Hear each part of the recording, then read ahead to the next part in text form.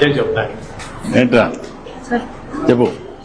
కర కర కాకర కాకర కరుకు కరుకు కర కారకర కర కిరి కిరి కిరి కిర కక కురరి కర రక కర కొర కొర కొరకే. దీనికి భావం పదునైన గట్టిదైన చురుకైన కిరణములు కలవాడు, వెన్నెలకు కారకుడు, సమస్త కోటి జీవికి ఆధారమైన సూర్యభగవానికి నా నమస్కారములు. గౌరవనీయులైన శ్రీ ముఖ్యమంత్రి వర్యులు శ్రీ నారా చంద్రబాబు నాయుడు గారు కూడా సూర్యుని వల్లే వెలగాలని కోరుకుంటున్నాను. చాలా బాగా చెప్తావు. నువ్వేం చేస్తారు? బట్ బ్రహ్మాండంగా చేస్తున్నట్టు చదువుతున్నట్టు. తెలుగు అంటే చాలా ఇంట్రెస్ట్. తెలుగు చాలా బాగా ఫ్లూయెంట్గా బాగా చేస్తాడు. స్పష్టంగా మాట్లాడడం కూడా, ఆయన పాటలు కూడా రాసే పరిస్థితికి వచ్చాడు. Good, thank you. కంగ్రాట్స్ మా. ఏం కావాలనుకుంటున్నావు? స్పోర్ట్స్ అన్నావు, ఫిట్నెస్ కూడా బాగుంది. Good luck. Hi, thank you మా. బాయ్ రమ్మా. Thank you.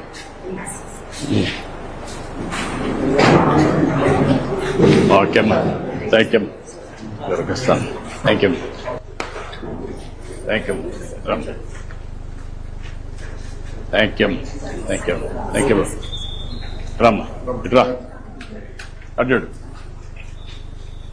Okay, thank you అమ్మా.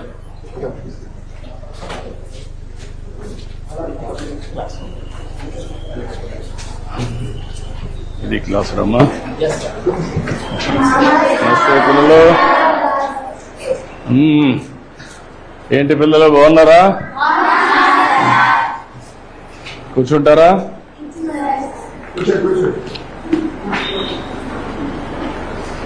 ఏంటంతా 8th క్లాస్ అందరూ బాగా చదువుకుంటున్నారా? ఓకే, ఈరోజు మనందరం కూడా మీ సోషల్ సైన్స్ అంతా కూడా మీకు ఒక అవగాహన ఉంది, అవునా కాదా? మీ టీచర్ బాగా చెప్తున్నాడా? ఓకే, ఈ సంవత్సరం మీరంతా కూడా 8వ తరగతిలో సోషల్ సైన్స్ చదువుకుంటున్నారు. ఇప్పుడు మనం ఈరోజు ఒక పని చేద్దాం. సిద్ధంగా ఉన్నారా? అందరూ అటెన్షన్ లో ఉన్నారా? వేరే ఎక్కడ ఆలోచనలు ఉన్నాయా? మళ్ళా నేను చెప్పగలుగుతారా? నేను చెప్పింది యాజ్ ఇట్ ఈజ్ మీరు చెప్పాలి, సరేనా? సిద్ధమేనా? ఓకే, మొదటి టాపిక్. ఎవరన్నా హోంవర్క్ చేసుకొని వచ్చారా? చదువుకున్నారా ఈ సబ్జెక్టు? అయితే నేను బ్రీఫ్గా చెప్తాను. చెప్పిన తర్వాత మీరు ఏదైనా అడిగితే సమాధానం కూడా చెప్పాలి. చెప్తారు కదా? ఓకే, మొదటి సబ్జెక్ట్ వచ్చి మనకు వనరులు. వనరుల గురించి మనకు ఒక చిన్న కథ.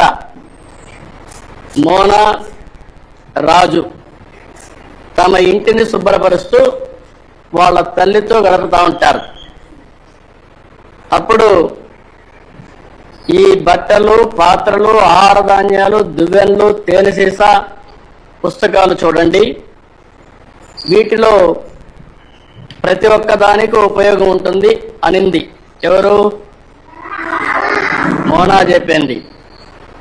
అందుకే అవి ముఖ్యమైనవి, ఇవి అన్ని కూడా వనరులు అని ఎవరు చెప్పారు? అది అయిన తర్వాత వనరులు అంటే ఏంటి అని రాజు వాళ్ళ అమ్మని అడిగాడు. అడిగినప్పుడు వాళ్ళ అమ్మ చెప్పింది ఏం చెప్పిందంటే, మన అవసరాలు సంతృప్తి పరచడానికి ఉపయోగపడేది ఏదైనా సరే అది ఏమంటారు? వనరులు అంటారు. మీ చుట్టూ ఒకసారి పరిశీలిస్తే అనేక వనరులు మీరు గమనించవచ్చు. తాగేదానికి ఏం కావాలంటాం? తాగినప్పుడు దాహం వేసింది, ఏం చేస్తారు మీరు? వాటర్ తాగుతారు. తాగినప్పుడు దాన్ని ఏమంటారు? అదే సమయంలో మీ పాఠశాల అయిపోయింది, ఇంటికి పోవాలి. దేంట్లో పోతారు మీరు? బస్సులో పోతారు. దాన్ని ఏమంటాం? వనరులు అంటాం. అదే సమయంలో మీరు చదివే పాఠ్యపుస్తకాలు దాన్ని ఏమంటారు? ఎందుకు వనరు అంటున్నారు? ఉపయోగపడుతుంది కాబట్టి. మీ నాన్న ఇంటికి పోతానే మీకేదో తినిబండారం ఇస్తాడు. దాన్ని తాజా కూరగాయలతో కూడా తయారు చేస్తాడు. దాన్ని ఏమంటారు? వనరులు అంటారు. ఎందుకు? ఉపయోగపడుతుంది. నీరు, విద్యుత్, అదే మాదిరిగా బస్సు, కూరగాయలు, పాఠ్యపుస్తకం, ఇవన్నీ కూడా వనరులు. ఇవన్నీ కూడా తయారు చేసినప్పుడు నేరుగా కానీ వస్తువులతో తయారు చేస్తారు. అవునా కాదా అని అడుగుతున్నా మిమ్మల్ని. ఇది రావడానికి తయారు చేసే అన్నీ కూడా వనరులే.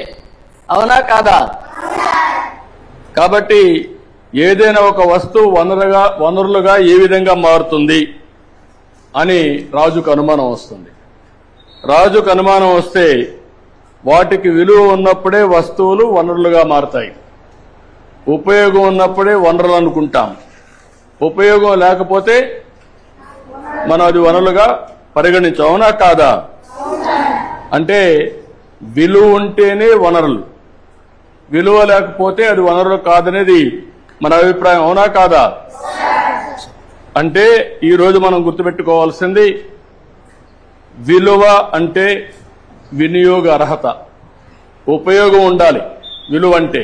అవునా కాదా? అదే సమయంలో మీరు ఒకటి గుర్తుపెట్టుకోవాలి, లోహాలు ఉంటాయి, కొన్ని విలువ కలిగి ఉంటాయి. మీరు ఇంకా చదువుకుంటా ఉంటే నాలెడ్జ్ని పెంచుకుంటూ పోతే మీకు అనేక విషయాలు తెలుస్తూ ఉంటాయి. ఈరోజు రాళ్ళు రెప్పలు ఉంటాయి, అందంగా ఉంటాయి, దానికి విలువ ఉండకపోవచ్చు. కానీ రెండూ కూడా ముఖ్యమైనటివి. మానవ సహజ వనరుల్లో ఇంకొక విధంగా అవసరాలు తీరుస్తాయి. ఇప్పుడు రాయి ఉంది, మీకు ఉపయోగపడదు, కానీ రాయి వల్ల ఏమవుతుంది? కంకర తీస్తారు, అక్కడ కూడా ఉపయోగపడుతుంది. ఈ విధంగా వనరులుగా పరిగణిస్తాం. సమయాన్ని బట్టి వనరుల యొక్క విలువ పెరుగుతుంది. అవునా కాదా? ఈ విషయంలో మీరు ఒకసారి చూస్తే మీ ఇంట్లో ఒకరుంటారు, మీ ఊర్లో ఆయుర్వేద మెడిసిన్ చేస్తూ ఉంటారు, కానీ దానికి విలువ లేదనుకుంటాం. కానీ దాన్ని పేటెంట్ చేసి దాన్ని కానీ మార్కెటింగ్ చేయగలిగితే ఆటోమేటిక్గా కోట్ల వేల కోట్ల రూపాయలు వస్తాయి. దానికి కావాల్సింది తెలివి కావాలి, పేటెంట్ చేసుకోవాల్సిన అవసరం ఉంది. అంటే దీన్ని బట్టి మీరు అందరూ ఆలోచించుకోవాల్సిన పిల్లలు సమయం, సాంకేతికత అనేటి వస్తువుల్ని వనరులుగా మార్చి రెండు ముఖ్యమైన అంశాలు. రెండు ఇలాంటివి మనం ఆలోచించినప్పుడు మీరు చాలా సమస్యలు చూస్తూ ఉంటారు, సమాజంలో చాలా వనరులు చూస్తూ ఉంటారు. ఆ వనరుల్ని మీరు నెక్స్ట్ లెవెల్కి తీసుకపోతే దానికి కావలసింది జ్ఞానం కావాలి, చదువు కావాలి, ఇన్నోవేషన్గా తయారు కావాలి. అప్పటికే దానికి విలువ పెరుగుతుంది. వనరులు అనేటివి 3 రకాలు ఉంటాయి. సహజ వనరులు. ఈరోజు కొండలు ఉన్నాయి, మీరు సృష్టించారా? ఎక్కడి నుంచి వచ్చాయి? నేచురల్గా వచ్చాయి. ఈరోజు నీళ్లున్నాయి, ఎక్కడి నుంచి వస్తున్నాయి? నేచురల్గా వస్తున్నాయి. ఇవన్నీ ఏమంటారు? సహజ వనరులు. రెండోది, నీరు నుంచి కరెంటు తీస్తాం. అవునా కాదా? నీరు నుంచి పంటలు పండిస్తాం. దాన్ని ఏమంటారు?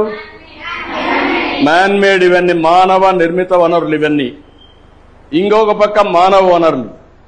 ఇప్పుడు మీరు అందరూ ఉన్నారు పిల్లలు, రేపు పెద్ద అయినాక మీరు ఇండస్ట్రీ పెడతారు, కొన్ని వేల మందికి ఉద్యోగాలు ఇస్తారు. అంటే